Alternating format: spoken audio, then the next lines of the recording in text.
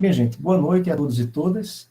A gente está começando mais um evento realizado pelo Núcleo Familiar e pelo Grupo de Pesquisa em Agroecologia e Agricultura Familiar Sustentável. Inicialmente, eu quero agradecer demais a Juliana Minuto pela simpatia, pela gentileza e pela disponibilidade em vir estar aqui hoje conosco, batendo um papo. Né? Inclusive, o horário dessa palestra, a gente tentou viabilizar à noite, porque sabe que grande parte de vocês tem exercício profissional durante o dia, e aí a doutora Juliana foi simpaticíssima em aceitar sem nenhum problema. Já de antemão, doutora, obrigadíssimo por esse momento. Por que nós estamos aqui hoje? Né, para discutir a questão do patrimônio genético e do conhecimento tradicional associado. A maioria do grupo aqui é de graduandos, mestrandos e doutorandos que estão com trabalhos de pesquisa ou em realização ou iniciando. Tem o doutorado e o mestrando tem uma turma nova que está iniciando. Só um pouquinho, gente. E a gente achava que era necessário ter esse momento para que a doutora Juliane pudesse nos esclarecer também e principalmente acerca da necessidade e a obrigatoriedade desses projetos de pesquisa que versam com a temática da agricultura familiar, pescador familiar, indígenas, quilombolas, se realmente eles veem ou não ter a necessidade de fazer o cadastro no CIGEM. A doutora Juliane, ela é bióloga, advogada, ela é especialista em direito ambiental, nacional e internacional, ela é mestre em microbiologia agrícola e é servidora da Universidade Federal do Estado do Rio Grande do Sul, e trabalha, acho que, na seção da divisão de registros biológicos e internacionalização. Então, doutora Juliane, muitíssimo obrigado por esse momento, e aí a palavra é contigo. E aí, assim, gente, ao final, ela combinou comigo que faria uma apresentação bem breve, para que o momento mais rico fosse seu de interação. Depois da apresentação, a gente vai e tira dúvida, faz pergunta, tá certo? Juliane? Obrigada, professor Luciano. Vocês me escutam bem? Sim. Ótimo. Eu vou compartilhar minha tela aqui com vocês, a apresentação. Eu mandei a apresentação para o professor Luciano, depois ele pode compartilhar com vocês, certo? Espera aí que trava um pouquinho, acho que agora está melhor, porque quando vai carregar, às vezes dá uma travada na internet. Então, o professor Luciano já me apresentou, eu agradeço o convite, eu sempre gosto bastante de falar desse assunto, é um assunto que eu tenho trabalhado há muitos anos aqui na URGS, desde que eu entrei como servidora em 2012, eu tenho trabalhado com esse assunto. Então, tenho um pouco de experiência na época que era a medida provisória, 2186 de 2001. A gente ficou ali de 2013 até 2015, então 2 anos, 3 anos, considerado 2013, sob a vigência da medida provisória, tentando regularizar a Universidade Federal do Rio Grande do Sul. Depois, com a mudança da lei em 2015, a gente teve que reaprender tudo com o CISGEM para poder orientar os nossos pesquisadores aqui. Então, é um assunto que eu gosto bastante. Normalmente é bastante informação. Essa apresentação é uma apresentação mais introdutória. Eu tento trazer um pouco dos assuntos que eu julgo mais importantes quando a gente fala da Lei 13.123. E eu pretendo não demorar muito mais do que uns 40 minutos na apresentação para que a gente possa depois conversar. Eu não planejei mostrar o CISGEM, mas ele está aberto aqui numa outra aba. Se a gente precisar entrar no sistema e eu mostrar alguma coisa para vocês, a gente pode entrar também. Mas normalmente demora um pouquinho mais, então vai ser uma fala um pouquinho mais teórica hoje. Se vocês quiserem... Bom, a gente pode acho que deixar as perguntas para o final, né, para ficar mais organizado, mas se precisar me interromper também, fiquem à vontade. Então, como o professor Luciano falou, a maioria de vocês trabalha com a parte de conhecimento tradicional associado, pelo que eu entendi, né, que são com povos e comunidades tradicionais. Só que para a gente chegar na parte do CTA, do conhecimento tradicional associado, a gente também tem que entender o conceito de patrimônio genético. Porque como o nome CTA mesmo diz, né, ele é associado ao uso do patrimônio genético. Então, se a gente não entende o que é patrimônio genético e o que está no escopo da lei, a gente também não vai entender exatamente o que é o CTA. Então, como eu já falei um pouco para vocês aqui, a gente tinha uma lei antes de 2015, na verdade era uma medida provisória, mas ela tinha força de lei, que era a medida provisória 2186, ela ficou válida de 2001 até, na verdade, 2000, porque a primeira versão dela é de, se não me engano, agosto de 2000, até novembro de 2015, que foi quando a lei 13.123 entrou efetivamente em vigência, né? Nesses 16 anos, se teve muitas discussões em função da medida provisória.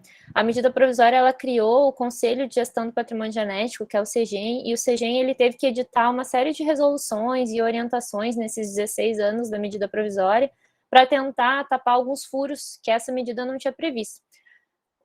Para quem não é muito do direito, não é muito familiarizado, na medida provisória, ela normalmente não tem força de lei, na verdade ela é uma medida que tem validade normalmente de 30 dias, ela pode ser renovada, pode ser reeditada, mas como o nome diz, ela é para ser provisória. Mas em função de uma emenda constitucional que teve em 2001, ela acabou se tornando permanente. Então, por isso que ela ganhou força de lei a partir de 2001 e ficou com esse traço 16, já estava na 16ª edição dessa medida provisória. Então, por que isso é relevante? Porque ela foi um documento feito às pressas, sem muita discussão, e por isso ela tinha uma série de problemas. E daí, quando veio a lei 13.123, em 2015, exatamente é uma lei, ela passou por todo o processo legislativo de avaliação e aprovação no Congresso Nacional, e, em teoria, ela deveria ser melhor, mais bem escrita, mais bem pensada do que a medida provisória. Ela teve mais tempo para ser discutida. Mas ela ainda tem alguns problemas que também estão tendo que ser discutidos pelo CGEM para tentar resolver. Então, a lei ela não foi muito bem pensada para as instituições de ensino, para as universidades que têm uma grande quantidade de amostras. Ela foi mais pensada para empresas ou para instituições que usam, mesmo pesquisas, mas que usam poucas amostras, e não para pesquisas básicas que envolvem uma quantidade gigantesca de amostras. Então, o CISGEM está sendo adaptado também para essas questões. Tá? Então, o que é o patrimônio genético? Esse é um termo que normalmente causa muitas confusões, porque as pessoas sempre associam a material genético, como o DNA, RNA, e o patrimônio genético ele não tem essa vinculação direta com o DNA, o RNA, e sim com a nossa biodiversidade. O conceito de patrimônio genético tem no próprio texto informação de origem genética, mas envolve qualquer espécie vegetal, animal, microbiana, ou aqui fala espécies de outra natureza, que poderiam incluir, inclusive, os fósseis, que é uma discussão que a gente tem hoje, se entra ou não nessa legislação. Então, qualquer, que a gente vai ver em seguida, qualquer pesquisa envolvendo a biodiversidade brasileira, ela é considerada acesso ao patrimônio genético. Então, o patrimônio genético, por que tem esse termo? Porque esse termo ele está presente na nossa Constituição, no artigo que a gente tem, o que a gente chama de artigo do meio ambiente, que é o 225. Então, lá fala da proteção do patrimônio genético brasileiro e por isso ficou com esse termo de patrimônio genético. Mas sempre pensem que a gente está tratando aqui da nossa biodiversidade e não dos nossos recursos genéticos em si. Então, qualquer estudo da nossa biodiversidade é considerado acesso ao patrimônio genético brasileiro. Por quê? Porque o acesso... acho que vai estar no segundo. O acesso é qualquer pesquisa ou desenvolvimento tecnológico realizado, então, sobre o patrimônio genético, sobre essas amostras fúngicas, vegetais, animais, microbianas que a gente encontra no território brasileiro. Então, qualquer pesquisa que envolver esses organismos é considerado acesso ao patrimônio genético e precisa, então, de cadastro no CISGEM. Em resumo, o que entra, então, no escopo da lei? Sempre que a gente fala de material nativo brasileiro, Então, sempre que eu falo de espécies vegetais, animais e fúngicas também, dá para dizer, que são nativas do território nacional. Quando a gente fala de micro-organismos, é um pouco mais complicado falar entre nativo ou exótico, porque, enfim, a gente encontra micro-organismos em diferentes substratos em diferentes locais do mundo. Então, a gente normalmente trata de micro-organismos encontrados em território brasileiro. E quando a gente fala em território brasileiro, pode inclusive ser dentro de pessoas. Então, quem trabalha com micro-organismos patogênicos de seres humanos, na parte de epidemiologia, virologia, também precisa de cadastro no CISGEM. Então, sempre que esse micro-organismo estiver num substrato no território brasileiro, nem no solo, porque pode ser no nosso mar continental, né? Então, que esteja num substrato que é considerado território brasileiro, ele precisa, então, de cadastro no CISGEM, quando eu faço uma pesquisa com esse material. No caso de vegetais e animais exóticos, muitos de vocês que são da área da agronomia, o MAPA editou uma instrução normativa, na verdade, 2 instruções normativas, uma para animais e uma para vegetais, com uma lista de espécies, então, que não são consideradas como patrimônio genético brasileiro. Porque no conceito de patrimônio genético se trouxe um termo que é espécies que foram introduzidas no território nacional e formem populações espontâneas, o que abriria margem, então, para espécies exóticas, que não são daqui do território brasileiro, mas que em algum momento na sua história tenham vindo para cá, tenham sido trazidas para cá e já se desenvolvem naturalmente aqui no nosso território. Então, para não ter tanto problema, principalmente por causa do uso, até da questão econômica, né, no uso da agricultura e da pecuária, o MAPA, então, emitiu essas listas de espécies que não são consideradas patrimônio genético nacional. Então, pesquisas com essas espécies não precisam de cadastro. Tá? Então, eu acho que está... Sim, nesse slide aqui tem as 2 instruções normativas, a 23 é para os vegetais e a 19 é para os animais. O MAPA ele tem a obrigação de manter essas listas atualizadas, mas isso não acontece com muita frequência, então, por enquanto, essas são as nossas listas, mas não quer dizer que, por não estar nessa lista, automaticamente seja considerado patrimônio genético nacional. A gente parte da premissa que a gente trabalha com materiais nativos brasileiros. Então, de um modo geral, se é exótico, não precisa de cadastro. Então, se é uma espécie que, mesmo que não esteja na lista do MAPA, ela é considerada exótica, ela não precisa, uma pesquisa com essa espécie não precisa ser cadastrada no CISGEM. No caso de OGMs, também organismos geneticamente modificados, o OGM em si, ele é considerado como um produto, ele não é algo natural, porque a gente manipula, a gente cria esse OGM, então o OGM em si não é considerado patrimônio genético. Eu precisaria cadastrar uma pesquisa na qual eu estou desenvolvendo o OGM a partir de uma espécie nativa brasileira. Nesse caso, eu precisaria cadastrar por causa da espécie brasileira que está sendo utilizada para fazer esse OGM. Mas o OGM em si não é considerado patrimônio genético brasileiro.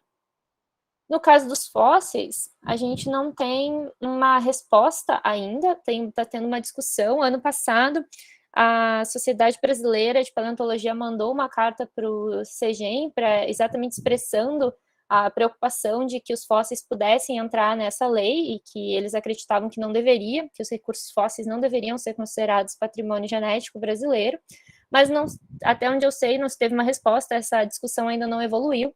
Então, não se tem nada expresso dizendo se os nossos fósseis encontrados no Brasil são ou não considerados patrimônio genético brasileiro. Por isso, os pontos de interrogação aqui. E no caso de humanos, não é considerado patrimônio genético brasileiro. Aqui eu estou falando do ser humano como meu objeto de pesquisa. Por exemplo, quem vai trabalhar, principalmente nas áreas das ciências médicas, que vai trabalhar com amostras humanas. Se a minha pesquisa é única e exclusivamente uma amostra humana, essa amostra não está contaminada, eu não preciso de cadastro. Agora, se a gente está trabalhando com comunidades e povos tradicionais em que o objeto da pesquisa é o conhecimento desses povos, daí a gente está falando do CTA, pode estar falando de CTA, que é conhecimento tradicional associado, ou apenas conhecimento tradicional, e daí é uma outra situação. Então, aqui, quando eu falo em amostras humanas, é realmente amostras de seres humanos, amostras biológicas, né? Não pesquisas com seres humanos, exatamente. O que não é considerado acesso ao patrimônio genético? São uma série de atividades, como vocês podem ver aqui, que são atividades normalmente de prestação de serviço. Quando essas atividades compõem uma pesquisa, que quando forem parte integrante de uma pesquisa, esse artigo não vale, ou seja, elas são consideradas acesso a patrimônio genético.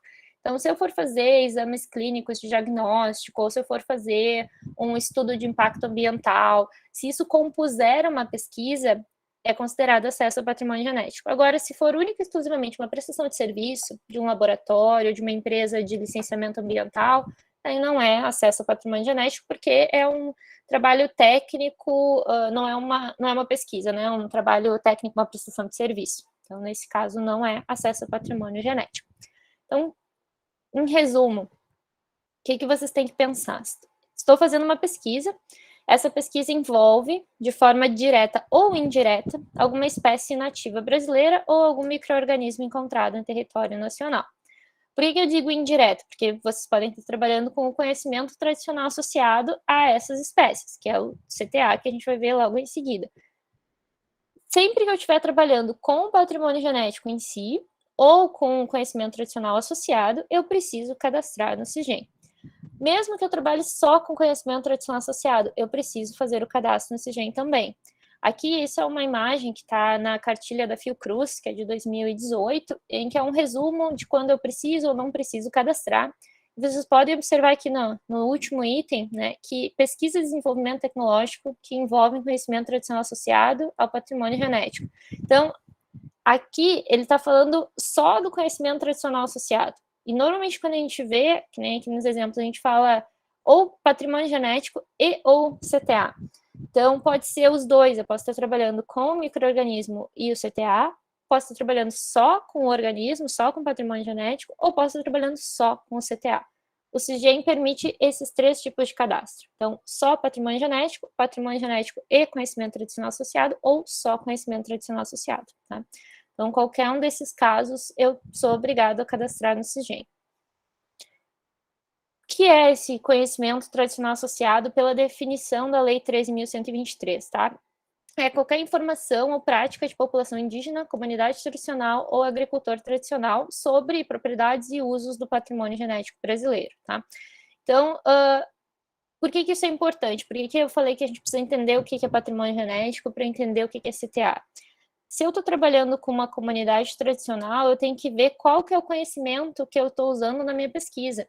Se ele é um conhecimento que não envolve nenhuma espécie nativa brasileira, ele não é CTA, porque ele não é associado ao patrimônio genético. Ele pode ser um conhecimento tradicional, eu posso ter que pedir uma série de autorizações para trabalhar com essa comunidade, porque, enfim, eu estou fazendo pesquisa com seres humanos, tem toda a questão de ética em pesquisa, mas se não envolve um conhecimento relacionado à biodiversidade, ele não é CTA, porque ele não é associado, ele é só conhecimento tradicional.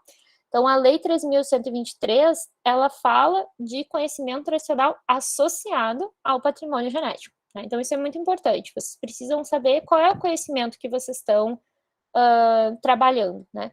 Então, se ele tem relação com o uso da biodiversidade, daí sim, é CTA e eu preciso de cadastro no CIGEM. Né? Daí, qual é a definição de população indígena, comunidade tradicional, agricultor tradicional? A legislação, ela traz aqui o conceito de comunidade tradicional, que acaba abrangendo o agricultor tradicional. Não, minto, tem uma outra definição de agricultor tradicional, só não trouxe aqui. População indígena é um pouco mais, não vou dizer simples, mas é talvez um conceito mais difundido, né? Assim, um povo indígena reconhecido, uma etnia indígena reconhecida. Mas a comunidade tradicional é um conceito um pouco mais amplo. Ele é qualquer grupo que se considera como um grupo culturalmente diferenciado, né, aqui, e ele possui esses conhecimentos que são passados de geração em geração, família por família. Às vezes são conhecimentos orais, às vezes são conhecimentos escritos, mas eles têm esse caráter de reconhecimento, de se reconhecer como uma comunidade própria, com identidade própria, né? Então, isso é algo bastante subjetivo, assim, como que eu sei que eu estou trabalhando com uma comunidade tradicional? Vai depender muito da organização daquela comunidade, como que eles se reconhecem, né? E se aquele conhecimento é um conhecimento que está ali já difundido, que ele já é trabalhado, ele é passado entre a comunidade, né, entre as diferentes pessoas daquela comunidade ou as diferentes gerações de uma família daquela comunidade. Né? Trabalho com CTA, tá? Realmente, Juliane, minha pesquisa envolve conhecimento tradicional associado, estou trabalhando com um grupo de agricultores, um grupo de pescadores tradicionais, uma comunidade tradicional, mas como é que eu faço? Como é que eu classifico? Como é que eu cadastro essa minha pesquisa envolvendo CTA? Bom, primeira coisa que o Cisgen vai perguntar para vocês vocês vão informar que vocês estão fazendo acesso ao CTA, ele vai perguntar que tipo de CTA vocês estão trabalhando, tipo de conhecimento tradicional associado vocês estão trabalhando. Ele é de uma fonte primária, peraí, acho que tem aqui. Ele é de origem identificável. Ele vai primeiro perguntar isso, se é de uma fonte primária ou secundária, ou seja, se vocês estão indo direto na fonte, vocês estão falando com aquele grupo, com os agricultores, pescadores, com aquela comunidade tradicional, ou se vocês estão acessando esse conhecimento de fontes secundárias, como artigos de revistas, às vezes documentários, materiais informativos, às vezes da própria prefeitura da cidade, onde tem esse grupo, essa comunidade tradicional. Então, sempre que vocês acessarem esse conhecimento a partir de outros materiais, independente de quais sejam, se é vídeo, se é papel, enfim, isso é uma fonte secundária de acesso ao CTA. Ela também precisa ser cadastrada, uma pesquisa que faz esse tipo de acesso. Tá? Então, não é porque vocês não trabalham diretamente com a comunidade que não precisaria de cadastro. Se é acessado esse conhecimento de forma secundária, eu também preciso cadastrar. E esse conhecimento tradicional associado, ele pode ser de origem identificável ou de origem não identificável. Então, ele pode ser de uma fonte primária, direto, no agricultor, que daí ele é de origem identificável, porque eu estou indo na comunidade, ou se ele for de uma fonte secundária, ele pode ser os dois, ele pode ser identificável ou não. O que isso quer dizer? Quer dizer que, o que é ser de origem identificável? É eu conseguir fazer uma associação daquele conhecimento com um grupo ou uma comunidade tradicional. Tá? Então, se eu vou na comunidade, essa associação é direta, eu estou indo na comunidade, então eu sei quem é detentor daquele conhecimento.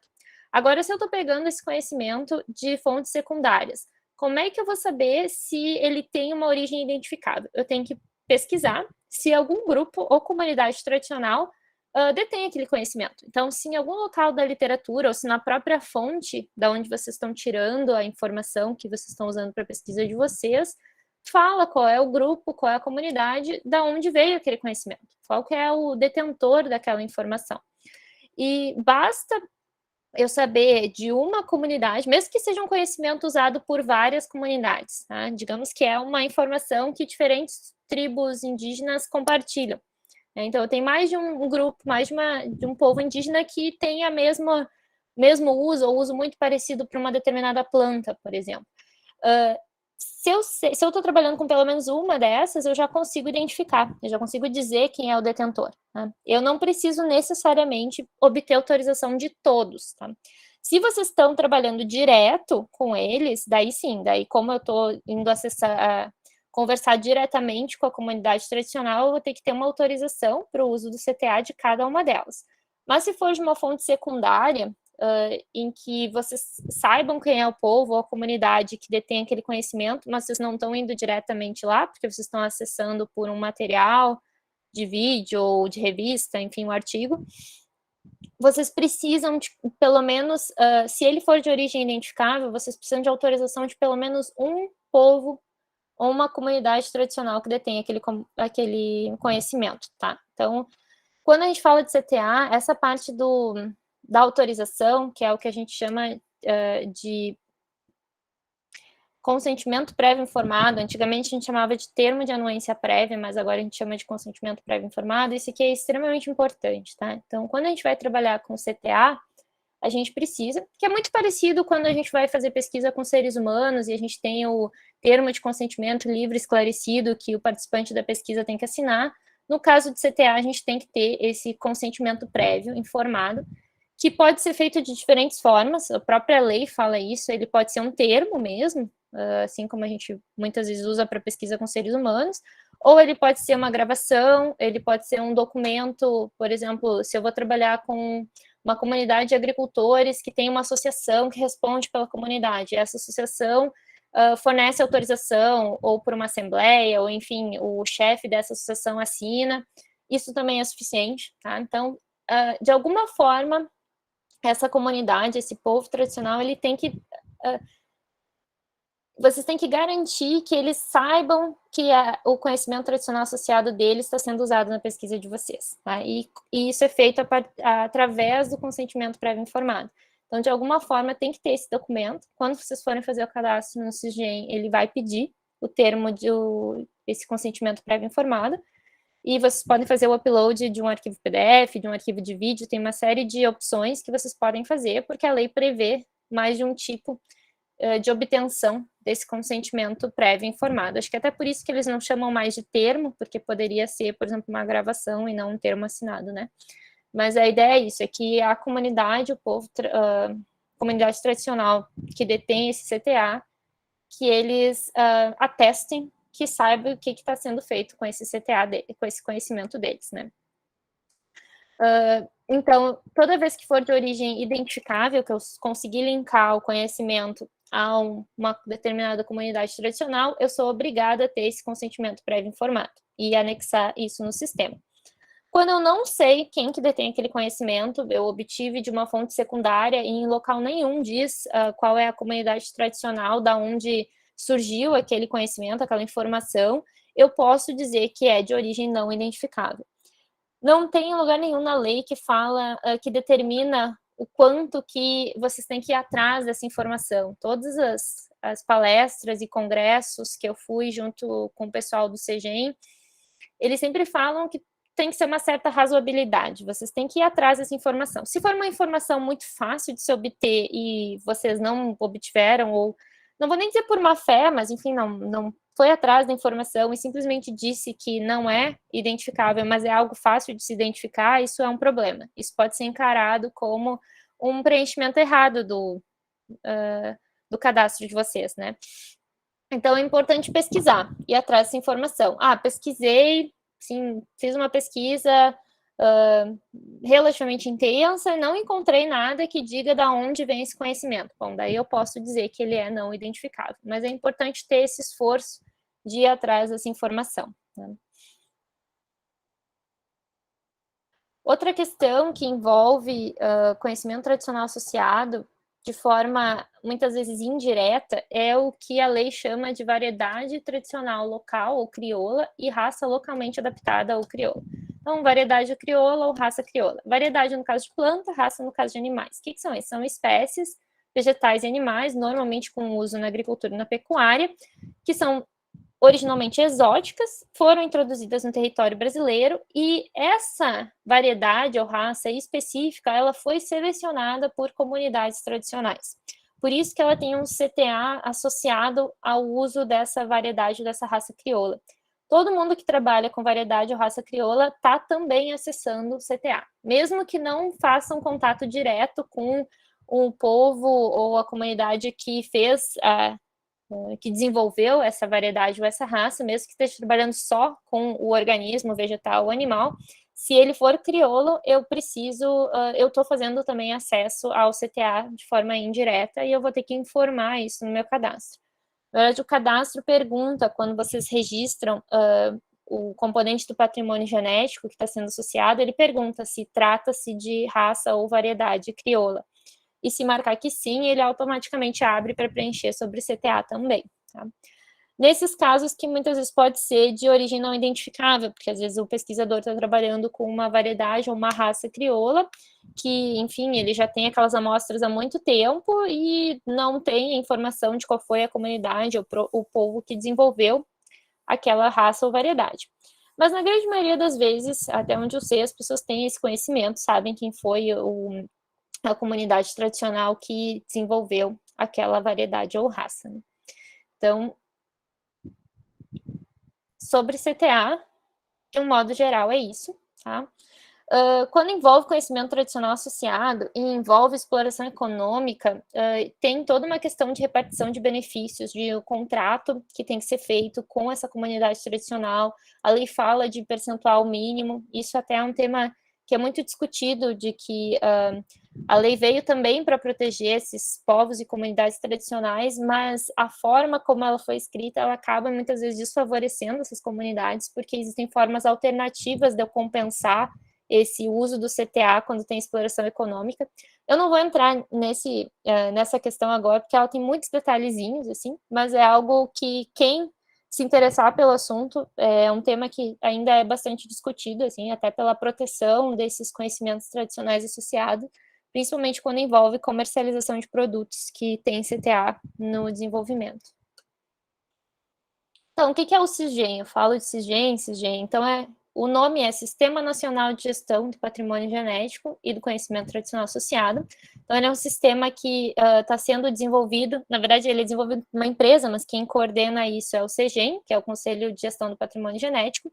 O CEGEM, ele é um órgão colegiado, ele não faz parte, ele está meio que dentro do guarda-chuva do Ministério do Meio Ambiente, mas ele é composto por representantes de diferentes ministérios, assim, então ele é um órgão colegiado. E ele tem uma secretaria executiva, que é a responsável, então, por fazer toda a parte operacional do SISGEM e responder as perguntas e dúvidas que a gente vem a ter, né? Então, esse sistema, a lei criou, e o decreto regulamentou, o decreto 8772, esse decreto é bem relevante para quem faz pesquisa envolvendo patrimônio genético e CTA, porque ele que tem uns detalhes mais aplicados, digamos assim, ao SISGEM, ele que regulamenta, então, como que seria criado e estabelecido esse sistema.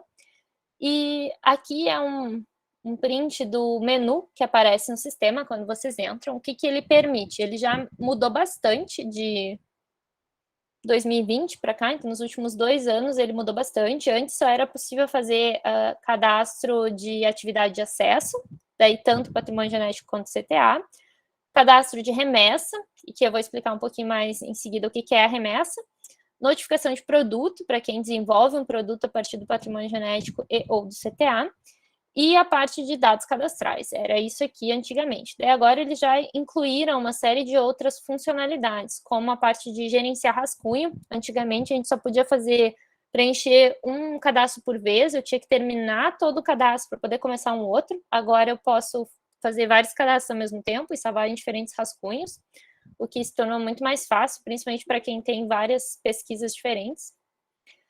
Eu posso solicitar algumas declarações, como de nada consta. Tem uma parte aqui para denúncia e outra parte de fiscalização, que eu confesso para vocês, eu não sei exatamente como que ela funciona, porque a gente ainda não precisou usar e eu também não quis testar para não dar nenhum problema. Mas existem aqui, então, algumas opções novas dessa parte de mais de fiscalização, digamos assim, do acesso ao patrimônio genético e ao conhecimento tradicional associado.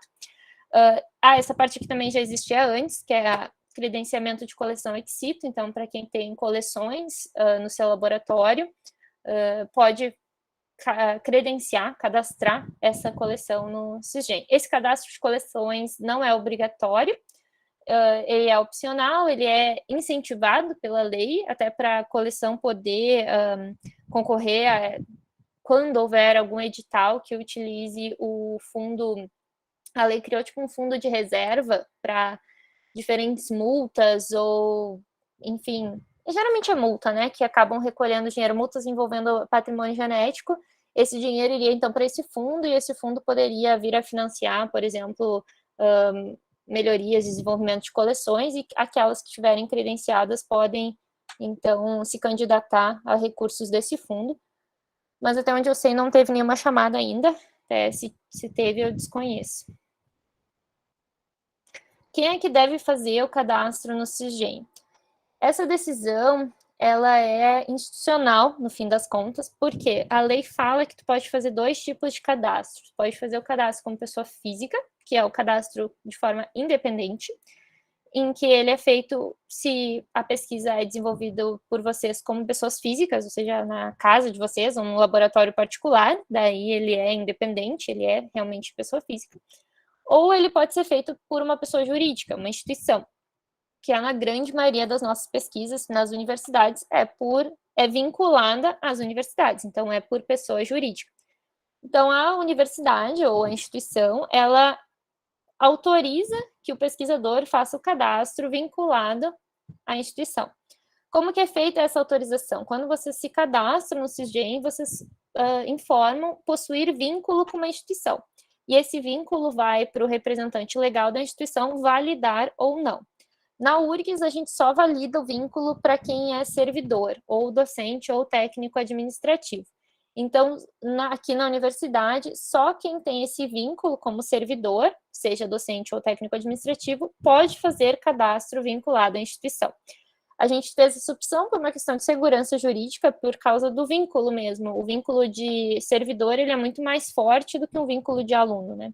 Então, se desse qualquer tipo de problema, de multa, notificação, é muito mais, não digo fácil, mas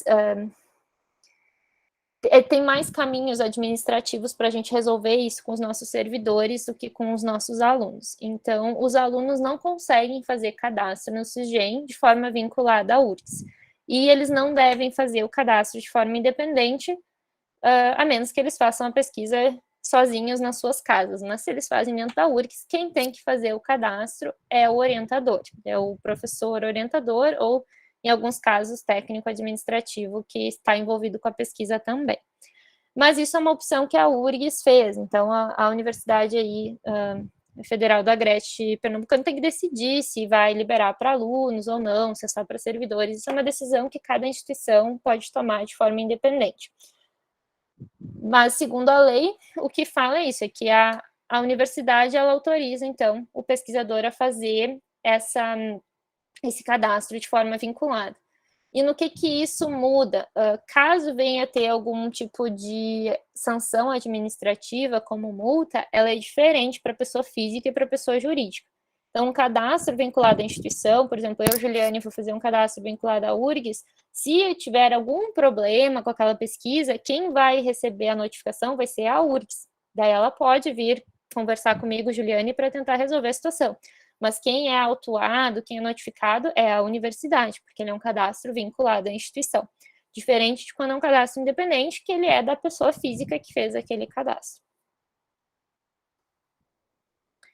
Quando que vocês precisam fazer o cadastro? Tá? Nos próximos slides eu vou falar de um prazo legal e de regularização. Esses prazos eles já terminaram, infelizmente, assim, a lei ela trouxe o prazo de 1 ano para regularizar os cadastros que precisavam ser feitos. Esse prazo, ele valeu de final de 2017 a final de 2018, que foi o primeiro ano do SISGEM, para a grande maioria dos casos. Para alguns casos em que o sistema não tinha todas as funcionalidades que precisava, esse prazo ainda está em aberto, mas são algumas situações muito específicas que tem que cumprir alguns requisitos que o SISGEM acabou estabelecendo por meio de resolução.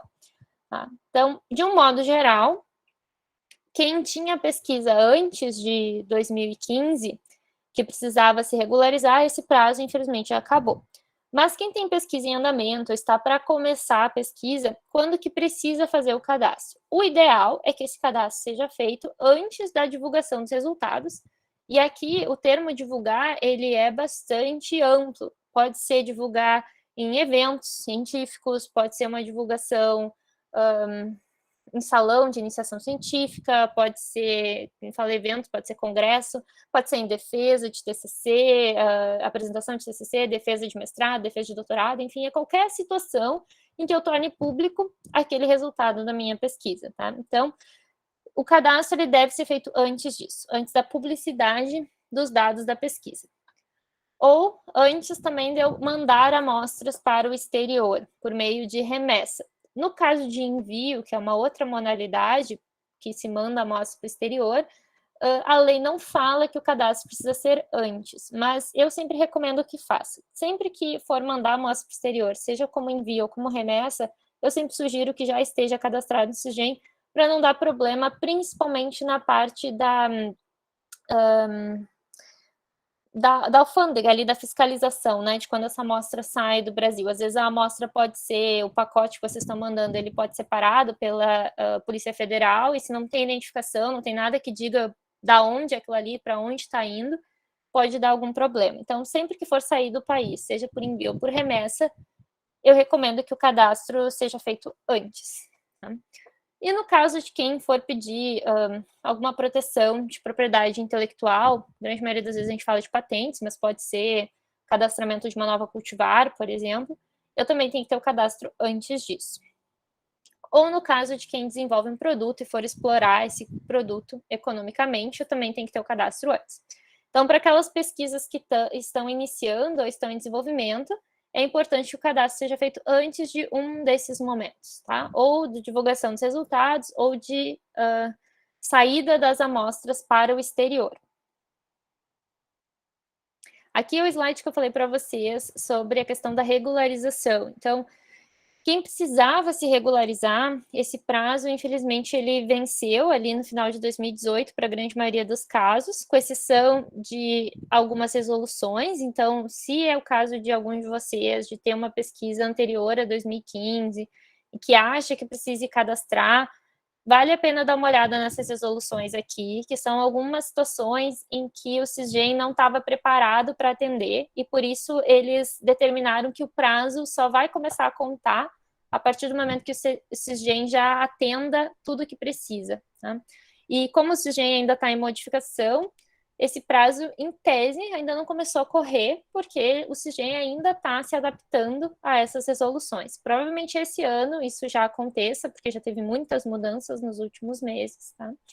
Mas, nesses casos dessas resoluções aqui, é possível que ainda esteja dentro do prazo para regularização. Desculpa. Existiu uma brecha, houve uma brecha para a regularização de todas as pesquisas, que foi a assinatura de um termo de compromisso. As instituições, elas puderam assinar um termo de compromisso com o Ministério do Meio Ambiente para prorrogar esse prazo de regularização para suas pesquisas e atividades de bioprospecção, desenvolvimento tecnológico. A URGS foi uma das instituições que assinou esse termo, mas mesmo o nosso termo, ele já venceu, ele tinha a duração de setembro de 2019 a setembro de 2021, então, mesmo nesse caso, para nós, por exemplo, já extinguiu qualquer possibilidade de regularização sem incorrer em nenhum tipo de sanção. Não quer dizer que o sistema não permita que vocês cadastrem algo antigo, mas vocês podem estar correndo risco de sofrer alguma sanção, que se eventualmente tiver alguma denúncia. Daí vale a pena pesar o que é melhor, se é cadastrar algo antigo ou se é não cadastrar, porque em qualquer caso, se tiver alguma denúncia, vocês podem sofrer alguma sanção administrativa por não ter cadastrado uma atividade que deveria estar no CISGEM. Eu não falo isso para assustar ninguém, não é minha ideia, é só explicando para vocês quais são as implicações de não atender a lei. O último slide fala disso, não é crime não atender a lei, ninguém vai preso por causa disso, mas a lei ela prevê algumas sanções, tais como a advertência e multa e confisco das amostras, interdição do laboratório, coisas do tipo. O que acaba abalando mais os pesquisadores são as multas, que dependendo do caso elas podem ser bem altas. A regularização, só para vocês entenderem melhor o que era isso, era todas aquelas atividades que foram desenvolvidas antes de 2015, que precisavam ter tido autorização e não tinham. O que vocês, se a pesquisa de vocês, que foi realizada antes de 2015, eu falo principalmente para quem é professor ou doutorando, pós-doc, que provavelmente fez iniciação científica, mestrado antes de 2015, se o que vocês faziam antes não era acesso ao patrimônio genético, porque daí a gente tem que ver o conceito de patrimônio genético e de acesso pela medida provisória, se o que vocês faziam não era acesso, não tem nada para regularizar, porque não tinha nada que estava sendo feito de forma irregular. Então, essa regularização foi só para aquelas situações que precisavam de autorização antes de 2015 e não tinham autorização, tá? Então, também não é para vocês ficarem super preocupados.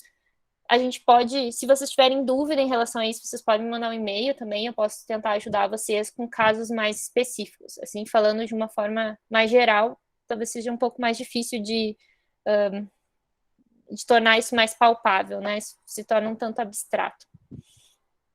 Como é que eu faço esse cadastro no SISGEM? Primeira coisa, vocês têm que ter o cadastro de pessoa física, né? A instituição de vocês tem que estar cadastrada, pelo que o professor Luciano me falou, a instituição está, né? Então, já existe a instituição no sistema, então vocês vão fazer o cadastro de pessoa física e vão pedir o vínculo com a universidade de vocês. O representante legal vai liberar ou não esse vínculo, e daí depois do vínculo liberado é possível fazer o cadastro, então, de forma vinculada à instituição, né? É sempre importante preencher o cadastro, revisar, salvar rascunho, revisar ele bem antes de clicar em cadastrar, porque alguns pontos vocês não conseguem editar depois. Daí teria que fazer um novo cadastro. Então, alguns campos são passíveis de edição depois que vai em cadastrar e outros não, tá? Então, eu sempre recomendo revisar bem antes de fazer o cadastro realmente final ali. Mas também, se tiver qualquer problema, qualquer erro, é possível solicitar a exclusão de um cadastro e fazer um novo cadastro. Vocês vão ter o retrabalho de preencher o sistema, né? Uma vez que vocês terminem o cadastro, vão ali em cadastrar, automaticamente vocês estão regulares pela lei. Então, vocês não precisam esperar nada, não precisam esperar nenhuma resposta do SIGEM, nada. Terminei de preencher o cadastro, fui ali em cadastrar, ele já aparece ali em acessos cadastrados, remessas cadastradas, a pesquisa de vocês já está regular, né? Daí vocês conseguem baixar pelo sistema um certificado, um atestado desse cadastro, que vocês podem guardar com vocês por uma questão de precaução, mas se vocês entrarem no sistema, vai estar ali para vocês baixarem a hora que precisar. Eu não quero me estender muito na apresentação, então eu vou pular um pouquinho alguns slides aqui. Isso aqui era mais a diferença de coleta e acesso do SISBio, do SISGEM, para quem trabalha com amostras biológicas, principalmente vegetal e animal. Só para vocês entenderem que uma coisa é eu retirar a amostra do ambiente, que é a coleta, e outra coisa é eu fazer a pesquisa com essa amostra, que é o acesso, que são coisas independentes. Então, o SISBio é uma coisa e o SISGEM é outra.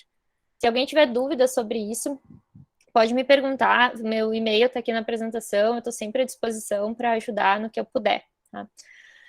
No caso de amostras que eu não coletei, então que elas foram doadas, foram compradas, ou até no próximo que eu estou trabalhando com amostras que são óleo, extrato, uma substância isolada, como é que eu faço esse cadastro? O SISGEM, ele não pergunta nada sobre a amostra de vocês, se a amostra é uma parte do organismo, se ela é um óleo, uma substância, se vocês efetivamente coletaram ou não. O que ele pergunta? Ele pergunta qual é a espécie, que é o que ele quer saber, qual que é a biodiversidade que está sendo estudada, né? Então, qual que é a espécie. Se essa amostra, ela veio da natureza, in situ, mas não pergunta se foi vocês que coletou, só pergunta se ela veio da natureza, se ela foi comprada, se ela está numa coleção.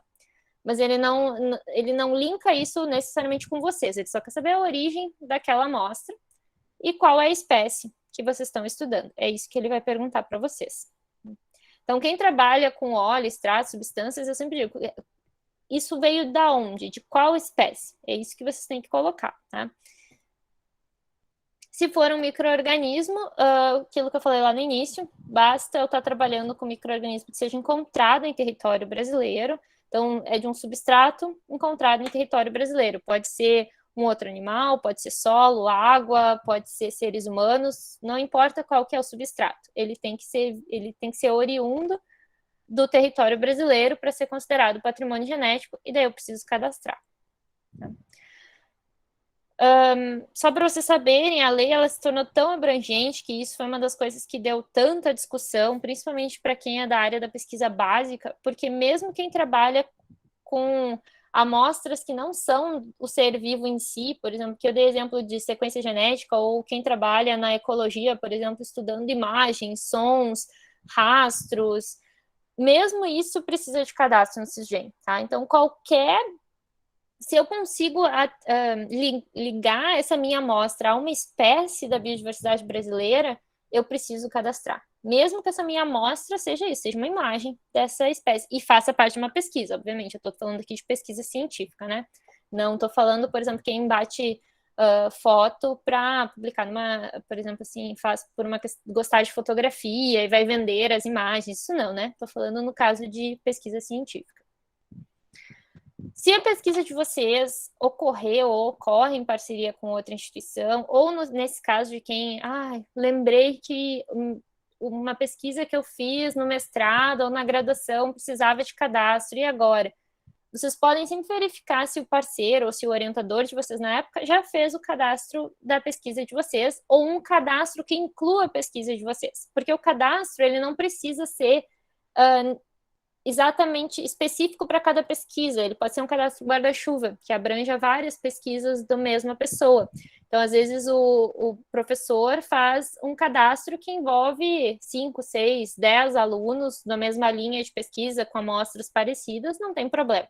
Então, vale a pena consultar quem foi o professor de vocês na época, ou a parceria que vocês têm, para ver se já não tem algum cadastro que possa englobar o que vocês fazem. Daí não precisa fazer um outro cadastro, tá? Basta um. Se tem algum cadastro que englobe o que vocês façam, vale a pena verificar se vocês estão na equipe executora daquela pesquisa. Se não tiver, isso é uma informação que dá para editar. Então, é possível pedir para que esse professor ou esse parceiro inclua vocês naquele cadastro. Não tem problema nenhum. No caso de envios de amostras para o exterior, eu posso fazer pode ser um envio ou uma remessa. Acho que eu já estou quase acabando. Eu não sei se vocês querem que eu encerre por aqui, quer que eu termine, professor? O que vocês preferem? Eu não quero tomar muito tempo também. Por mim, terminava. Então, tá. Então, isso aqui fica para vocês, para consulta. Se vocês tiverem dúvida depois, vocês podem me perguntar. Não, professora, eu falei terminar, você terminar a apresentação. Tá. Eu achei que era tipo, não, termina por aqui, tá tudo certo. Não, tá, então tá. Vou tentar ser breve, já tô quase terminando mesmo. Se vocês têm alguma amostra biológica que vocês vão mandar para fora, então no caso de CTA, isso aqui não se aplica. Isso aqui se aplica só a amostras físicas, tá? Então, se vocês têm uma parceria com alguma outra instituição e vocês vão compartilhar dados para fazer uma publicação em conjunta, não, isso aqui não aplica.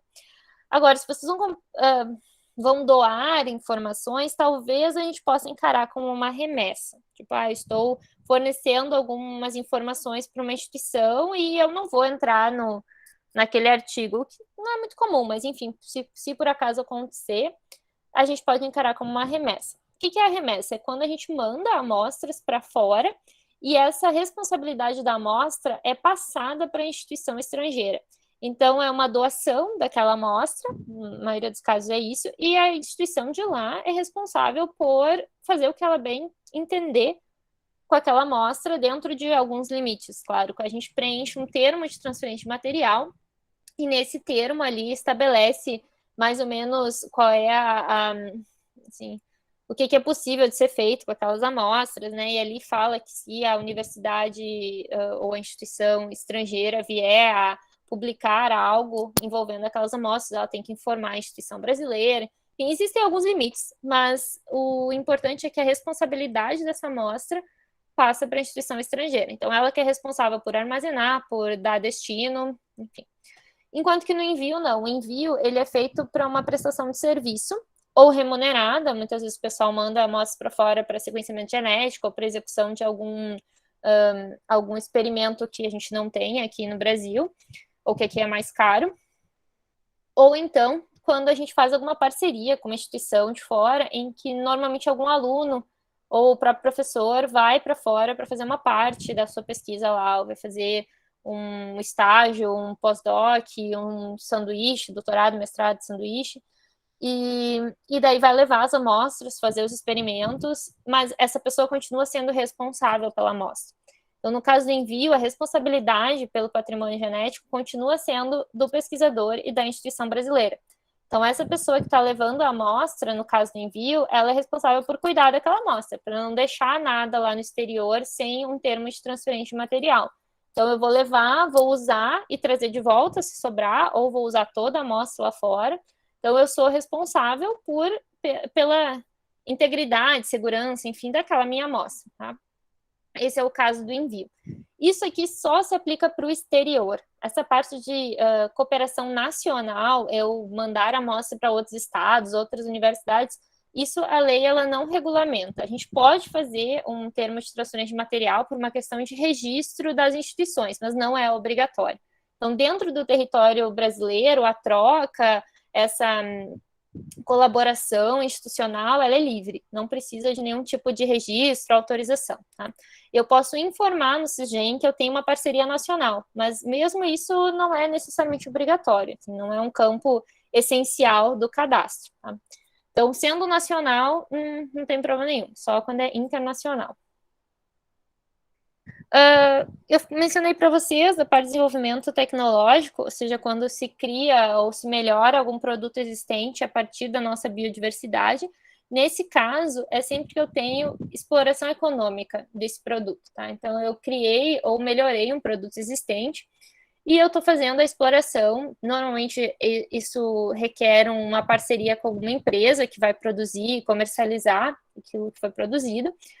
Existe, então, a necessidade de ter um CURB, que seria um acordo, um contrato de uso e repartição de benefícios, né? E esse contrato ele é feito, então, com todas as partes envolvidas. Quando envolve CTA, aquilo que eu mencionei antes para vocês, tem que entrar também o povo, a comunidade tradicional, que teve o seu conhecimento, então, como parte integrante da pesquisa daquele produto.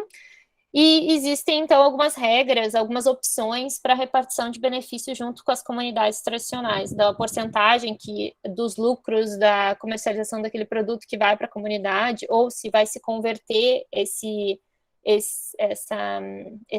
ressarcimento em algum serviço, em vez de dinheiro, vai ser algum tipo de serviço prestado junto a essa comunidade. Enfim, tem algumas formas que a lei prevê para que de certa forma, não vou dizer remunere, mas se recompense a comunidade tradicional por ter fornecido, então, o seu CTA.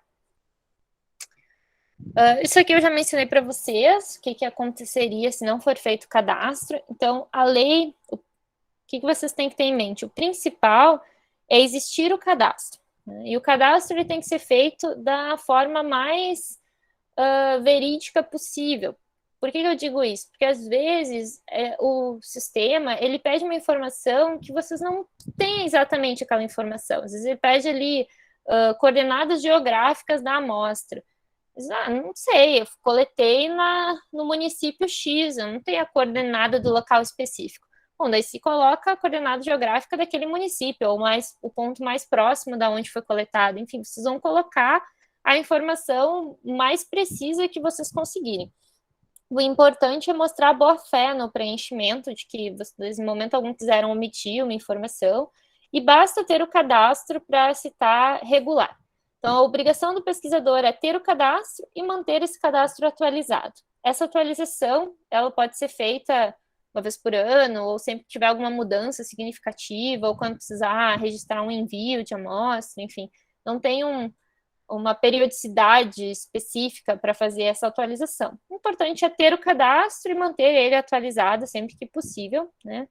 E é isso a obrigação, não tem mais que fazer relatório, não tem mais que, enfim, nenhum outro tipo de obrigação, é apenas o cadastro. E esse slide é mais algumas mudanças que estão tendo no CISGEM, assim, nesses últimos 2 anos, na verdade, do ano passado para cá, né? Que é um pouco aquilo que eu já tinha mencionado para vocês, daquelas resoluções, daqueles casos específicos em que o CISGEM não atendia, eles já estão fazendo essas alterações, então já tem novas funcionalidades para quem tem mais de 100 amostras, por exemplo, para quem trabalha com micro-organismos não isolados, para quem precisa vai trabalhar com a parte de diversidade genética, enfim, tem uma série de situações em que principalmente para quem tinha muitas amostras, assim, quem trabalhava quem trabalha, por exemplo, com diversidade, com ecologia, às vezes, mesmo que não trabalhasse com muitas espécies diferentes, trabalhava com muitas amostras da mesma espécie para fins de comparação, e o sistema ele não facilitava isso. Então, agora ele já está sendo modificado para possibilitar a importação de planilhas ou se comunicar com outros bancos de dados. Ainda não está totalmente funcional, mas está em processo de mudança. Tá? Então, a princípio é isso, pessoal. Peço desculpas por ter me alongado um pouco. E estou à disposição para tirar dúvidas. Esse aqui está o meu e-mail. Sempre que vocês precisarem, podem me mandar mensagem. Obrigada. Nós que agradecemos, Juliano. Na verdade, é sempre muito bom te ouvir. Bem, gente, quem tiver alguma pergunta já pode levantar na mãozinha aí, mas já uma pergunta que eu ia te fazer, você respondeu ela em parte, né? Mas eu queria só confirmar contigo uma coisa. Quando a gente fala em projetos acadêmicos, muitas vezes tem alguns ajustes de percurso ao longo do trajeto, né? Então, assim, a gente muda um local de pesquisa, você trabalha com duas comunidades, uma não deu certo, você substitui a comunidade, você aumenta o prazo, a equipe, você falou aí que a gente consegue retificar, ampliar, reduzir, mas é possível eu mudar o período de execução de um projeto com CIGEM ou mudar, por exemplo, uma área de estudo? Ou eu teria que fazer um novo cadastro? O período, quando tu preenche, ele vai te pedir para colocar o início e tu pode deixar em execução. E daí tu não precisa informar quando que tu pretende terminar. Daí tu pode deixar ele aberto por muitos e muitos anos, assim. Então ele só vai te perguntar quando que tu começou.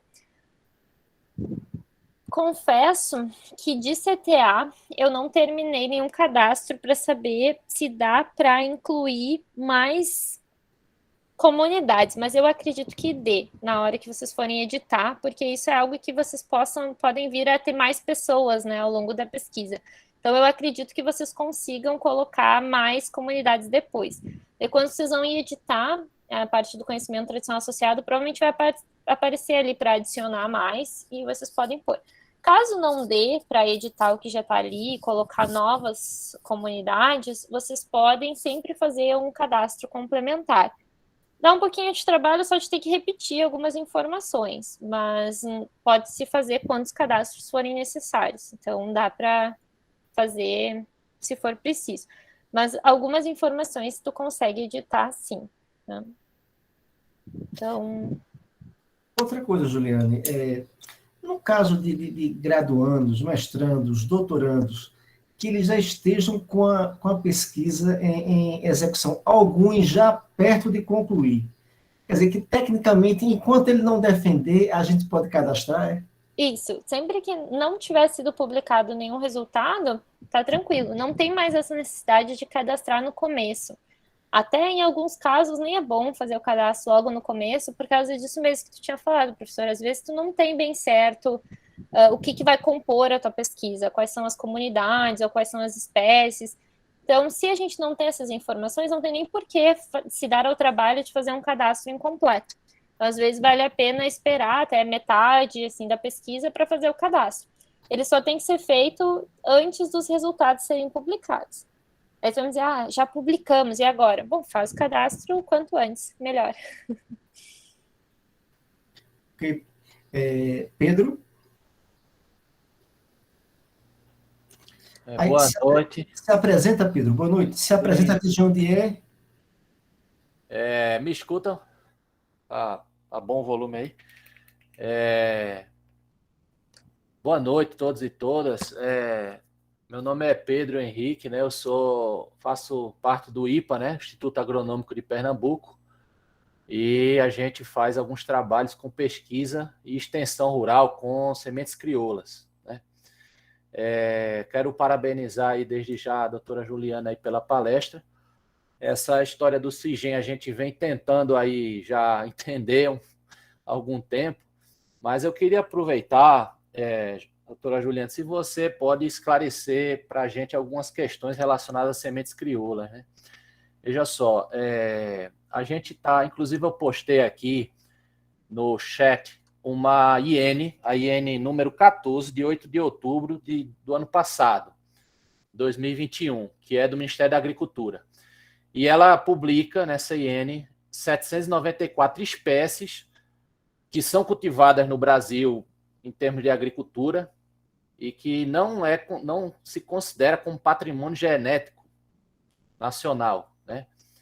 E a minha primeira pergunta é, na verdade, se esse trabalho que a gente faz com sementes crioulas, que a gente pega também semente dos agricultores e faz troca de sementes em feira de troca de semente, etc. Mas é muito de milho, de feijão, de fava, de girimum, de, né, muitas dessas coisas. Se isso precisa estar no CIGEM, se a gente tem que fazer isso. Quando eu leio essa IN, eu estou entendendo que não precisa, porque eles consideram muitas dessas espécies que não são brasileiras, né? Consideram como não são brasileiras, vieram de outros centros de origem, vieram de outros países, apesar de estarem aqui há muito tempo, né?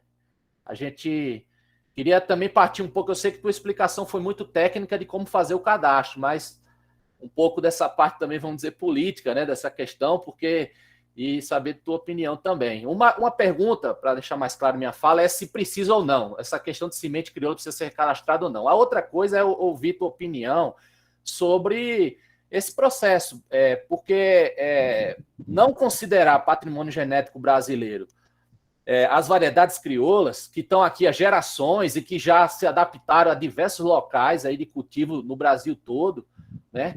Também é uma coisa que a gente entende assim, por que está sendo feito dessa forma, né? Porque do mesmo jeito que a lei da biodiversidade pretende proteger esse patrimônio genético nacional e fazer repartição de benefícios, o que parece é que as variedades crioulas da agricultura, elas estão desprotegidas. E quando a gente vê uma lista dessa, que tem aí diversas espécies aí, elas não têm nenhuma proteção. Ou, por exemplo, uma empresa multinacional da agricultura aí, transnacional, pode, de repente, estar se apropriando também de variedades. Por exemplo, as nossas variedades aqui do semiárido brasileiro, que tem resistência à seca, por exemplo, para levar para suas empresas para desenvolver novas sementes. E qual a proteção se existe alguma proteção sobre isso, ou se a legislação está com essa lacuna, né?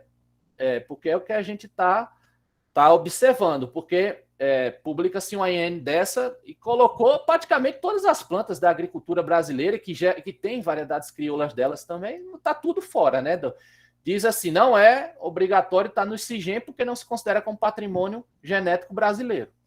Então, queria trazer um pouco essa discussão também. Tá? E parabéns aí, obrigado pela oportunidade. Obrigado, Pedro. Até onde eu sei, sempre que a gente estiver trabalhando com variedades e raças crioulas, é considerado patrimônio genético brasileiro, né? Porque mesmo essa instrução normativa do mapa, até foi bom tu ter me mandado, eu não tinha visto que tinha atualizado, aquela do meu slide está desatualizada, essa revoga, aquela que estava lá, sempre fala dessas espécies que foram introduzidas, que são encontradas no território nacional de forma in situ, que não seriam patrimônio genético, se elas não forem variedades crioulas. No caso de variedades crioulas e raças crioulas, é preciso fazer o cadastro, sim, exatamente por essa questão do CTA embutido no desenvolvimento dessa raça, dessa variedade, né? Como elas foram desenvolvidas por povos e comunidades tradicionais, elas são consideradas como patrimônio genético brasileiro. Então, a gente tem que ler essas instruções normativas do mapa quando não envolver raças e variedades crioulas, né? São, normalmente, assim, são variedades de uso na agricultura comerciais que não tem nenhuma ligação com povos ou comunidades tradicionais. Então, eu acho que era essa mais a tua pergunta, né? Tem uma previsão do CIGEM lançar uma lista das espécies consideradas crioulas, até porque isso, das espécies não, das raças e variedades, até porque isso ainda é uma questão em discussão, né? Como saber se o que eu estou trabalhando é uma raça ou uma variedade crioula. Geralmente quem trabalha sabe, mas de um modo geral o CIGEM ficou de lançar uma lista, eles até têm uma câmara setorial, que não é específica para isso, mas ela é Câmara Setorial das Populações Indígenas e Comunidades Tradicionais, é exatamente para estabelecer resoluções e orientações técnicas envolvendo especificamente essa questão do uso do CTA, né? Confesso que essa Câmara, ela não tem sido talvez tão ativa, assim, ou pelo menos não tem lançado tantas resoluções quanto a Câmara Setorial da Academia, por exemplo, que teve uma série de resoluções propostas para o CIGEM, principalmente em 2018 e agora 2020, 2021, acho. Então, assim, isso ainda que eu posso te dizer? Essa questão das comunidades tradicionais, isso ainda está muito em discussão, principalmente o quanto que a lei, de fato, protege essas comunidades. Confesso que não é muito a minha área de atuação, eu acabo me envolvendo mais com a pesquisa como um todo do que com a parte das comunidades tradicionais, mas eu sei que isso ainda tem sido, a lei tem sido bastante criticada nessa questão. A Câmara Setorial das comunidades tradicionais acho que foi criada um pouco para tentar melhorar isso, mas ainda tem um grande caminho assim para ser percorrido na questão da proteção dos nossos povos e comunidades tradicionais. Só mais uma parte pequena, é porque assim, a IN que traz essa de outubro, ela coloca lá que não é obrigatório estar no CIGEM, Zé Maíz, milho, fazelos vulgares, feijão comum, fazelos lunatos, fava. Essas espécies estão todas na lista como não obrigatórias. Aí a gente, eu não sei se quem fez essa lei não sabe do que está fazendo, porque fica confuso, né? Porque faz-se uma IN com o nome dessas espécies todas, que são a base toda das variedades crioulas do Brasil, e aí fica uma coisa sem a gente entender, né? Mas, enfim, você está dizendo que precisa estar no CIGEM, né? Inclusive, a gente está até atento a essa questão aqui no IPA para poder resolver algumas dessas coisas, né? Esses trabalhos que a gente faz de apoio à conservação dos agricultores, né? A gente ajuda na conservação dessas variedades nas comunidades. Essa parte das raças e variedades crioulas, eu até estou procurando aqui na lei onde é que fala, mas ela acaba separando um pouco do... Eu concordo contigo que a instituição normativa do mapa ficou um pouco abrangente demais, porque ela não deixa claro, né? Mas, de um modo geral, ela não se aplica a raças e variedades crioulas. Assim. Então, sempre que a gente trabalha com isso por causa do envolvimento do conhecimento tradicional associado. Só que, claro, isso não está escrito ali. Então, talvez para uma pessoa leiga, quando vai ler ali, ela pensa que, eu estou trabalhando com milho crioulo, mas é milho, então eu não preciso cadastrar. Então, talvez fosse melhor ter ali um item que especificasse que isso não se aplica a variedades crioulas, concordo. Mas o entendimento, até onde eu sei do CGI, é que envolvendo variedade ou raça crioula, como tem envolvimento de CTA, a gente precisa cadastrar. Sim, ok. Então... Obrigado. Paulo? Boa noite. Excelente palestra, Juliane. Agradecer. Eu sou aluno do programa de mestrado de Ciências Ambientais e fiquei em dúvida a questão do termo de consentimento, né? Eu vou trabalhar com comunidade de pescadores, né? Conhecimento etnoecológico. E eu fiquei na dúvida se esse termo pode ser assinado pelo representante, no caso. Eu vou trabalhar com a colônia, né? Só com pescadores associados na colônia. Se precisa ser o presidente assinar esse termo ou o individual, cada um pescador? Se eles compõem uma forma de associação, digamos assim, em que o presidente responde por todos, pode ser só ele, não precisa ser individualmente, tá? Vai muito da organização da comunidade. Se eles têm esse papel de liderança, de alguém que responda por eles, essa pessoa pode assinar. Agora, se eles não têm essa figura, né, se cada um, apesar de eles comporem uma comunidade, cada um é independente para tomar a sua decisão, assim, enfim, decidir por si, daí a gente pede para cada um individualmente. Mas se existe essa figura de liderança que possa responder por todos, pode ser só ele, não tem problema. Ok, obrigado. Ô, Juliano, pegando a deixa aí na tua resposta, no caso de eu ter uma comunidade tradicional dispersa, tá? Que não tem uma liderança, por exemplo, o que é que eu vou anexar lá no CIGEM? Eu tenho que primeiro entrevistar eles e anexar todos, né? Sim, nesse caso, eu estou falando que é uma comunidade dispersa, que não tem alguém que represente, um órgão que represente eles, daí a gente tem que pedir o consentimento prévio para cada um. Tu pode fazer esse cadastro ao longo da pesquisa, né? Tu não precisa fazer antes de entrevistá-los. O que tem que ser feito antes é a parte do comitê de ética em pesquisa, de ser aprovado o projeto, enfim, mas a parte do CIGEM não precisa ser antes. Tu só precisa garantir que tu vai ter esse consentimento prévio informado. Então, ele tem que ser assinado ali quando tu estiver fazendo a coleta de dados, e quando tu for fazer teu cadastro no SIGEM, tu vai subir não, tu vai cadastrar cada um deles separado. O SIGEM, ele vai te pedir os dados da pessoa que está assinando o termo, ou que está participando do vídeo, enfim, vai te pedir o nome, o documento, daí tu vai ter que fazer isso para cada um deles. Daí tu preenche de um, salva, depois preenche de outro, salva. Então, se tiver alguém que responda por todos, facilita um pouco, porque daí tu vai preencher uma vez, né? Mas não teria que preencher cada um individualmente. Mas não precisa ser antes, pode ser enquanto estiver fazendo a pesquisa. Ok. E Ali, espera só um pouquinho, porque tem uma pergunta aqui no chat, que já foi feita há mais tempo. Uma pergunta de Climério. Com relação à pesquisa que não manipula as sementes, mas trabalha essa relação de trocas entre as comunidades, uma pesquisa mais no campo político, organização dessas famílias, é necessário realizar o cadastro no SIGEM? Então, Climério, se não envolve nenhuma relação com alguma espécie da nossa biodiversidade, não precisa. Então, tu pode estar trabalhando com, quem falou, com a organização política e social de povos tradicionais, que às vezes não está nem trabalhando com conhecimento tradicional em si, tu está trabalhando mais uma pesquisa sociológica, né? Tu não precisa cadastrar no SIGEM. Só precisa cadastrar no SIGEM quando tu está usando um conhecimento que tem essa vinculação com a biodiversidade. Não precisa ser só sementes, né? Mas, enfim, que tu consiga fazer esse link com alguma espécie da nossa biodiversidade. Senão, não precisa. E Ali? Ok, boa noite. Queria agradecer a Juliane pela essa oportunidade, foi muito boa.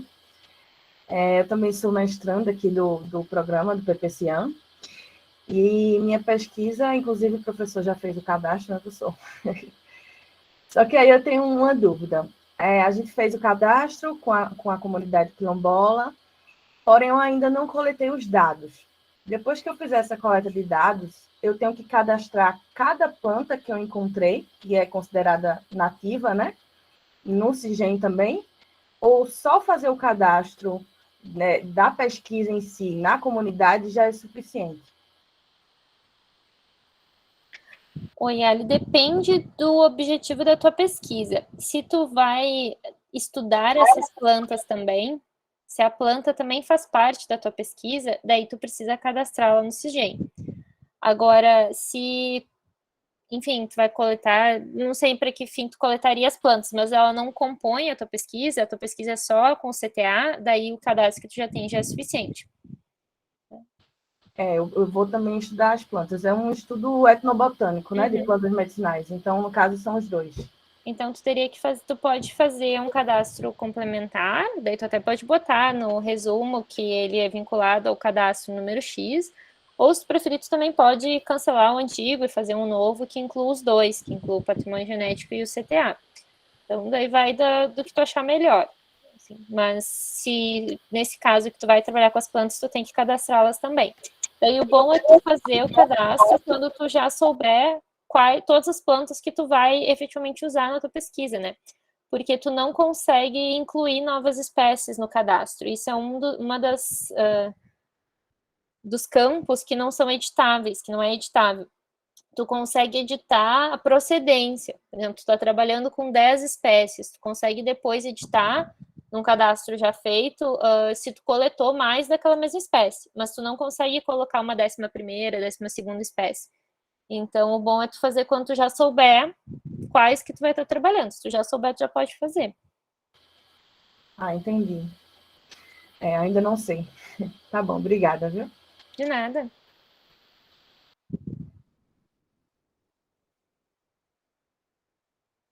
Professor, tu tá mutado. Mas antes, deixa eu só fazer uma complementação para essa pergunta da Yali. Tem uma opção no cadastro para alguns casos de quando tu, digamos que tu precise cadastrar por algum motivo, tu tem ali já 3 ou 4 espécies que tu sabe que tu tá pesquisando. Tem uma opção que é impossibilidade de identificação. Talvez não seja muito o teu caso, porque tu tem como identificar, tu só não sabe exatamente quais que tu vai usar na tua pesquisa ainda. Então, talvez o melhor seja esperar. Mas, em alguns casos, eu posso botar isso no cadastro e justificar que eu ainda não consegui identificar por N motivos as espécies que eu vou usar. Daí, a identificação da espécie, ela vira um resultado daquele teu cadastro. Normalmente, a gente usa isso quando o objetivo da pesquisa é mesmo a identificação. Por exemplo, estou trabalhando, descrevendo uma nova espécie, eu fazendo uma pesquisa comparativa, e eu vou chegar ali a uma espécie nova, ou vou chegar a o objetivo é identificar, daí a gente usa. Mas existe essa opção também. Tá? A gente tem um comentário aqui, Juliane, de Conceição, no chat, diz: Juliane, ainda sobre o questionamento do Balencifer, como experiência vivenciada, quanto à pesquisa, é recomendado que toda coleta oriunda de comunidades tradicionais, façamos um termo de compromisso para que todo o resultado haja retorno para a mesma. A palestra e a organização estão excelentes. Acho que foi só a título de comentário mesmo, né? Pois é, eu não sei se é uma pergunta ou é só um comentário. Conceição, quer falar?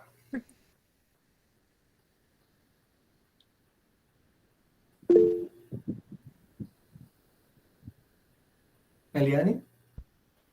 Oi. Tudo bem, Juliane? Parabéns, viu, pela apresentação. Eu vou fazer uma pergunta que pode ser que não tenha nada a ver, mas eu quero tirar dúvidas mesmo. Por exemplo, no meu caso, que já trabalho há algum tempo, por exemplo, com a análise de práticas agroecológicas a partir de tecnologias sociais de convivência com o semiárido. E durante a pesquisa, a gente identifica, por exemplo, conhecimentos muito específicos que, às vezes, inclusive na academia, agrônomos, por exemplo, não sabem, porque precisa de uma prática, uma observação muito detalhada daquele agricultor, daquela agricultora. E como a pesquisa pode identificar essas práticas tão específicas, como, por exemplo, uma forma específica do plantio de uma beterraba na areia, teve um resultado, e a agricultora, por exemplo, discorrer qual foi a percepção dela, como é que ela chegou naquele resultado, algo novo, inovador nesse sentido. Nesse caso, esse tipo de pesquisa precisa do cadastro? Porque também quando a gente vê, por exemplo, quando o agricultor, a agricultora faz um consórcio de plantas específicas para finalidades específicas, que ela identificou que aquela planta, por exemplo, é repelente, se colocar entre as alfaces, que não vai vir o pulgão. Então, esse tipo de coisa entra nesse universo que você está trazendo para a gente ou não? Eliane, eu entendo que sim, tá? Por exemplo, tu deu 2 exemplos, né? O caso aí do plantio, por exemplo, da beterraba num solo arenoso. A beterraba, até onde eu sei, é uma espécie exótica, né? Então, a gente não estaria falando necessariamente de biodiversidade. Mas daí a gente entra numa outra questão, que é o que é o conhecimento tradicional, né? O conceito de conhecimento tradicional se fala de ser passado de geração para geração, de já ser algo consolidado. Mas na prática, às vezes são técnicas inovadoras que estão sendo desenvolvidas naquela comunidade, e o cadastro no Sisgem, ou tu ter esse registro, é uma das poucas formas, talvez, de tu proteger esse conhecimento. Então, tu acaba tendo esse papel até protetivo desse futuro CTA, ou desse conhecimento que ainda não é tradicional, mas que ele é de uma comunidade, de um povo tradicional, que pode ser que no futuro venha a ser usado para desenvolvimento de uma patente ou de uma outra proteção de uma técnica, né, que nem tu falou, uma técnica de agricultura específica, assim. Então, talvez no futuro esse conhecimento ele venha gerar algum outro conhecimento que seja explorado economicamente, e daí isso não vai ser ligado a esse povo, a essa comunidade tradicional. Então, eu entendo que a lei e o Sisgem, ele também tem essa função, assim, de pensar que tu ter isso registrado, tu ter isso reconhecido, de que essa informação veio dessa comunidade e outra pessoa for usar no futuro, ela vai se construir esse histórico, e as pessoas não vão poder dizer que é um conhecimento de origem não identificável, que não sabem de quem é, e que não vai ter com quem compartilhar os benefícios daquilo que possa vir ser explorado no futuro, sabe? Então, eu entendo que seria importante cadastrar, mesmo que talvez a gente entre naquelas nuances da lei, que é um pouco de interpretação, talvez isso não esteja expresso exatamente dessa forma, é um pouco de interpretação, um pouco que nem o Pedro falou, tem aqui algumas espécies que o mapa diz que não são patrimônio genético, então não precisa. Mas é uma forma que a gente tem exatamente isso, de reconhecer que esse conhecimento veio de uma comunidade tradicional e, como eu disse, ir construindo um histórico até futuro desses conhecimentos, né? Então, eu sugiro cadastrar. Sempre que envolver qualquer comunidade tradicional e tu conseguir linkar uma espécie, mesmo até essas que o mapa diz que não são patrimônio genético, se envolve comunidade tradicional, eu sempre considero importante cadastrar. Obrigado, Juliana. Agradecida. Mais alguma pergunta, gente? Bem, quem puder, vamos abrir as câmeras para tirar uma foto oficial, né? Antes da gente encerrar. E aí, Juliana, já agradecendo a você pela sua disponibilidade em estar aqui com a gente hoje. Acredito que algumas pessoas vão dar uma perreia a você ainda. Aqui no Nordeste, a perreia é uma palavra bem típica. E aí, eu acho que você vai receber algumas consultas. E, desde já, gratidão por tudo isso e por vocês também estar aqui com a gente, né? Eu acho que nós temos a missão na academia de fazer a ciência cidadã. E a ciência cidadã se faz com avanços feito esse, onde nós conseguimos difundir conhecimento científico de forma a aprimorar os processos e trazer melhoria para a sociedade. Obrigado, gente. Quem é o retratista oficial? Yali, tira uma foto aí. Professor, Juliane vai disponibilizar a apresentação dela? Sim, ela já disponibilizou com o certificado que a gente vai passar para vocês, a gente manda também a apresentação, tá certo? Professor Luciano, parece que Júnior quer fazer uma pergunta. Ah, é? Júnior? Boa noite, pessoal. Obrigado, professor Luciano, professor Horaza, Juliano, pela importantíssima contribuição para os nossos trabalhos. Eu fiz no chat a pergunta, né, que era sobre a questão do meu trabalho. Eu vou estar trabalhando com caroá, que é uma bromélia da caatinga, e a minha dúvida é essa questão da assinatura, né, porque eu vou trabalhar em 3 territórios, vamos dizer assim. 2 são demarcados, a FUNAI mantém essa administração, e um é de uma associação indígena que está lutando por demarcação, no caso, mas não está demarcado ainda. No caso dos que estão na área da FUNAI, a assinatura é da FUNAI ou dos caciques servem? Porque são 2 territórios distintos, né? Território Pancararu e território do Entre Serra. Aí era a minha dúvida. Então, Francisco, assim, a lei, ela te permite qualquer um dos dois, tá? Ela te permite, por exemplo, uma autorização da FUNAI, ele fala autorização de órgão representante, enfim, mas tu também pode junto dos caciques. Daí vai o que é mais acessível para ti, que tu conseguiria, ou às vezes até uma questão, muitas vezes, de até política com o povo indígena. Às vezes, tu pedir direto pro cacique demonstra talvez mais assim respeito com o próprio, enfim, posição dele, todo o povo, do que tu pedir direto para a FUNAI. Então, qualquer uma das duas serviria, tá? Se faz parte, se está protegido pela FUNAI, poderia ser um documento deles também, tá? Mas... Perfeito. Até melhor, porque assim, eu sou Pancararu também, né? Então eu tive lá mês passado, falei com os 2 caciques, e eles já estão cientes do meu trabalho no doutorado e estão dando apoio, mas eu estava sem saber oficialmente se poderia ser só a FUNAI ou eles, né? Mas que bom. Pode ser só a FUNAI, não tem problema nenhum. Daí é isso que eu falei, o que for mais fácil para você, se tu já tem a concordância deles também, o que facilita. Só tem que ter um registro, eles podem até fazer a concordância, como a gente falou, pode ser até por vídeo, né? Mas tem que ter um registro, ou deles ou da FUNAI. Perfeito, obrigadão. De nada. algo mais, gente? Só queria fazer mais um agradecimento que eu terminei esquecendo no começo, que é a Ana Cristina, que foi quem me ajudou a viabilizar esse momento de hoje aqui com todos nós. Me perdoe, Ana, que no começo eu terminei esquecendo de agradecer a você. Antes tarde que nunca. Professora Arasa, quer falar alguma coisa? Não, agradecer, né, a presença aqui dos, como disse a Ana Paula, dos pupilos e pupilas, dos interessados, né, dizer que foi uma noite, um terceiro turno para muita gente, mas assim, de muita contribuição, né? Acho que outras perguntas vão vir, então, Juliane, com certeza, esse não vai ser o primeiro momento. Obrigada. Então, obrigado, gente. A gente manda os certificados para vocês pelo e-mail e para você também, Juliane. Eu mando pelo WhatsApp, tá? Tá bom, professor. Obrigada. Boa noite, gente. Gratidão. Obrigadíssimo, Juliane. E vamos descansar. Obrigada pelo convite, pela atenção. Tchau, gente. Um abraço para a UFIX. Sua Obrigada. maravilhosa, viu? Boa noite. Boa noite, gente. Abraço. Boa noite. Boa noite. Boa noite. Obrigada, Juliane.